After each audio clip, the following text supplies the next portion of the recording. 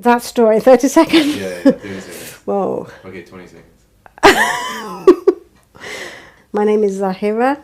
I am 52 years old and I've been a Muslim for 20 years. I am British, been in England since year zero for myself. My mum and dad weren't practicing Christianity at all, didn't even call themselves Christians, didn't go to church, didn't do anything. I took myself to church for the choir. I liked singing, so I went to choir and went there for about 3 or 4 years, 2 different churches, but didn't really believe, I'd say. You used to wear the cassock and the little frilly thing and all that type of thing, and I used to sing. That's what I liked to do. But I didn't really believe in God at that point, I'll be honest. From 1994, I started to bike ride from St James to Brackmills in Northampton, which is about a 5-mile bike ride, day there and back. And I started to take notice of creation, the sky, the birds. I love birds. The birds, the grass, the just even through the elements, because I went through spring, summer, winter, all of them. And I saw the snow, I cycled in snow. But anyway, it was the creation that I fell in love with, I'd be honest. And I started to understand that there must be a creator, that there must be a God who made all of this, because it was just too beautiful to take in. After about 2 years, that went on for about 2 years, and I started to think that there must be some rules and regulations, something different, because I was still drinking alcohol at that point. I was actually smoking at that point. I was doing everything that a non-Muslim would do, but I realised that I needed some goals. I needed something to give me some rules, which I didn't have. I was still able to do what I wanted to do. So I started to look at faith, I started to look at religion. And I went everywhere that talked about God. I went to sit with Mormons who told me I couldn't drink Coke or drink coffee, which I wasn't drinking a lot of, but to tell me not to do those things, it was quite hard. I sat with Christians who I'd heard before. Christianity was something I'd heard before. It's what I'd grown up with. I sat with Mormons. I went to Jehovah's Witness meetings where I felt very strange. I felt very unaccepted. I don't know why. I just felt it wasn't the place for me. I read a lot of books. The Jehovah's Witness gave me a book called Search, and I've still got it. And it's got every faith, even faiths I've never even heard of, in that book. And I read the whole book.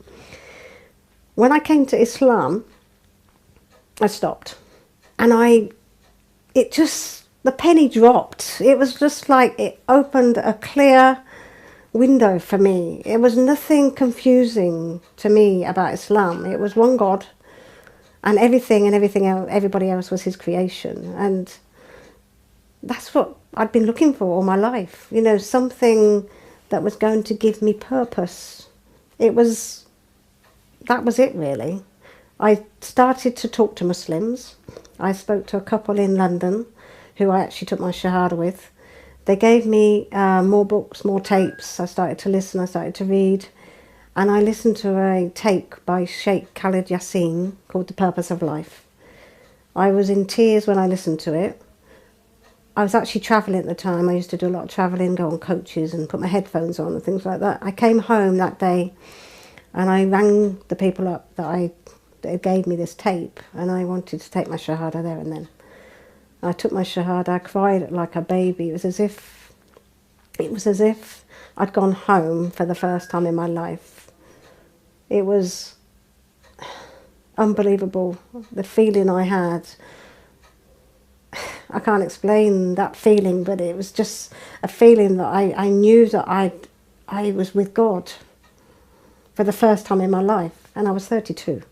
Islam has given me peace in my heart, because my life has not been easy, I'll be honest. I've had a lot of ups and downs in my life. And Islam is my ultimate peace.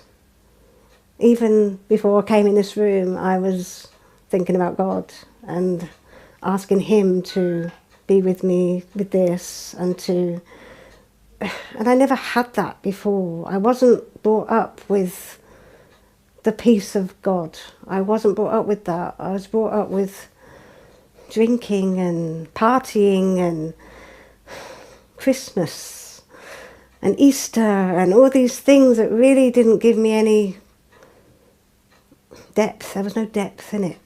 But now I know God, and I know that God hopefully loves me, and still have a feeling, it's just me, so it's just me because of my life, that I feel as though God,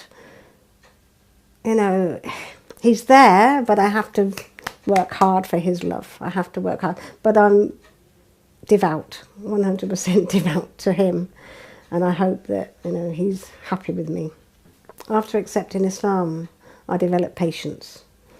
I used to be so impatient. I like things done now.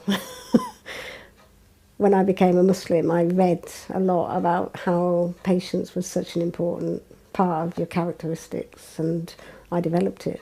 I've got 5 children, and I'm a single mother, so I had to develop patience. It was something I needed to develop, and I couldn't have done it without God. I could not have done it without God. Because every day I've said, and still say, please help me to become a good mother, help me to be a good mother, help me to be a good Muslim, help me to be a good person, help me to be a good friend, help me to be a good sister, help me to be a good chair of the group, help me to be everything that I need to be, help me to be the best I can be in this life. And he helps me. Not saying I'm the best, because I never will be. I never put myself on top of any pedestal, but I strive. I strive. And I know he helps me to strive. Regardless of whatever's going on in your lives, regardless of who you think you're going to upset, or who's not going to want to be with you anymore and reject you, God will never reject you. He'll always be there. And that's what gives you the peace. So if you're thinking about it, please research some more. Take small steps towards God. Open your heart and ask him to guide you. And go. Go. You'll never look back. Not in 20 years, I've never, ever thought I'd made the wrong mistake, the wrong decision. And that is the only thing in life that is worth being alive for. Peace be with you.